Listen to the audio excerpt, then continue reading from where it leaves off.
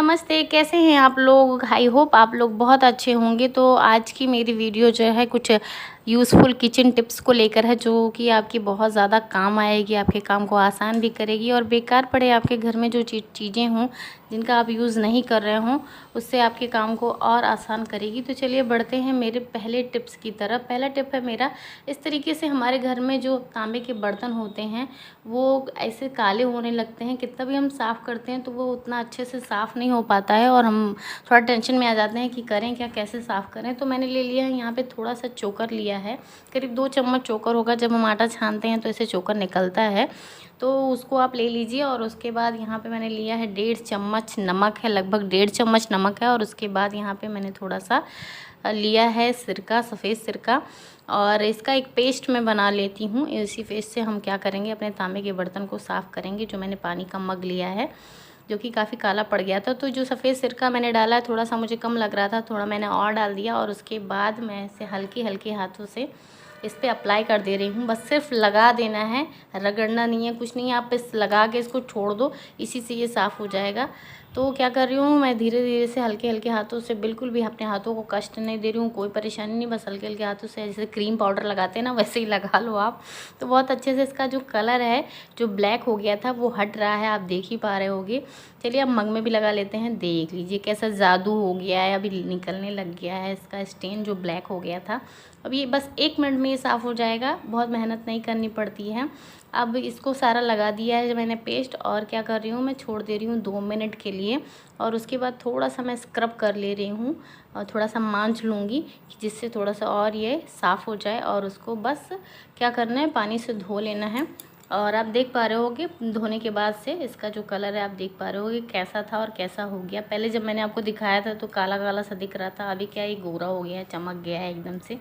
तो सिरका और जो नमक होता है वो बहुत अच्छा इस पर काम करता है, और चोकर थोड़ा स्क्रबर वाला काम कर जाता है। तो ये एकदम बढ़िया हो गया है। अभी मैंने इसको पोंछ के सुखा लिया और एकदम इससे साफ़ हो गया है, चकाचक हो गया है।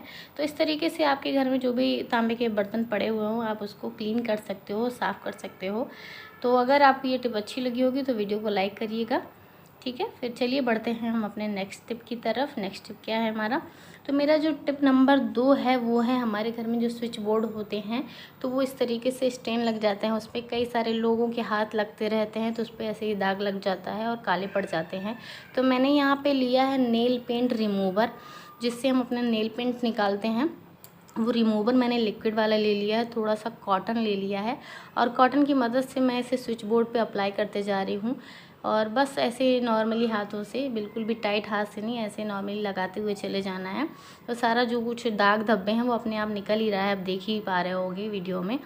तो बस आप ध्यान बस इस बात का रखिए कि पैरों में चप्पल पहन के रखिए, स्विच सारे ऑफ रखिए, और थोड़ा सा सेफ्टी का भी ध्यान रखना पड़ता है। बस इसी तरीके से हल्के हल्के हाथों से आप लगाते हुए चले जाओ।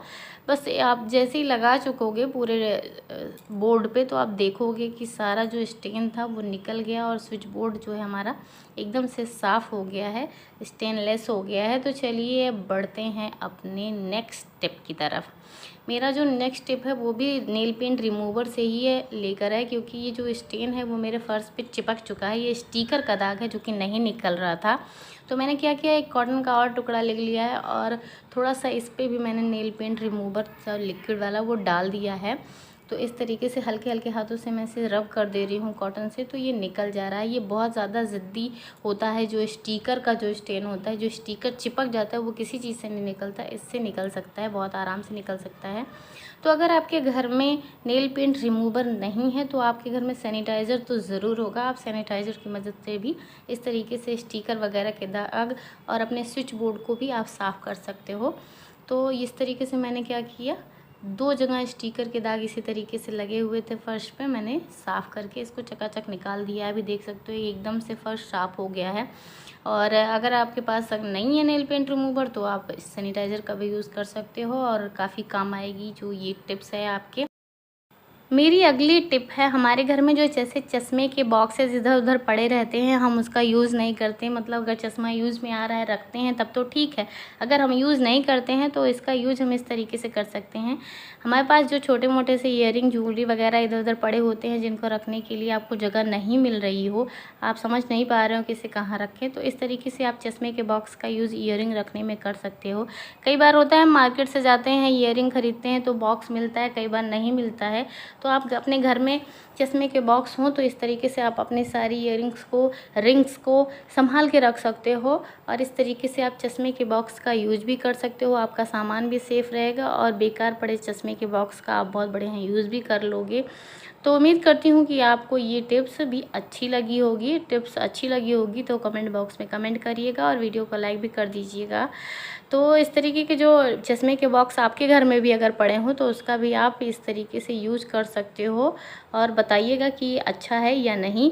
चलिए बढ़ते हैं हम अपने नेक्स्ट टिप की तरफ। टिप नंबर 5, हमारे घर में ऐसे आइसक्रीम वगैरह आते रहते हैं, उस पर चम्मच मिलता है, तो ये चम्मच काफ़ी मजबूत भी होता है, ख़राब नहीं होता है।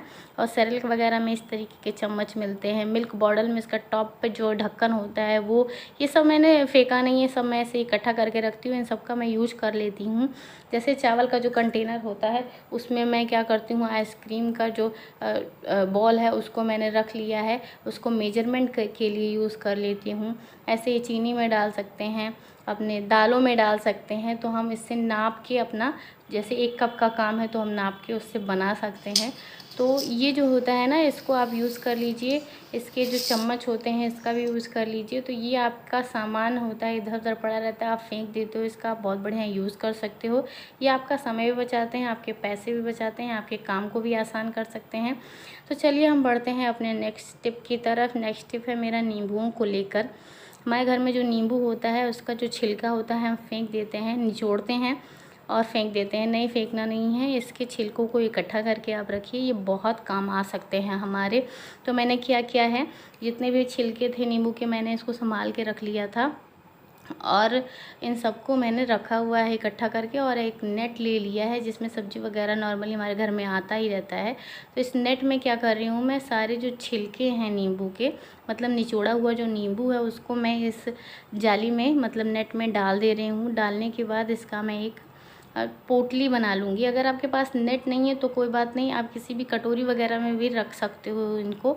तो इसको इससे नेट में बांध के पोटली बना के फ्रिज में रख सकते हैं किसी कोने में। फ्रिज में रखने से क्या होगा कि इसमें जो बुरी स्मेल आती है, जब भी हम फ्रिज खोलते हैं कोई सामान हमने रख दिया तो उसकी स्मेल आने लगती है और पूरा फ्रिज महक जाता है।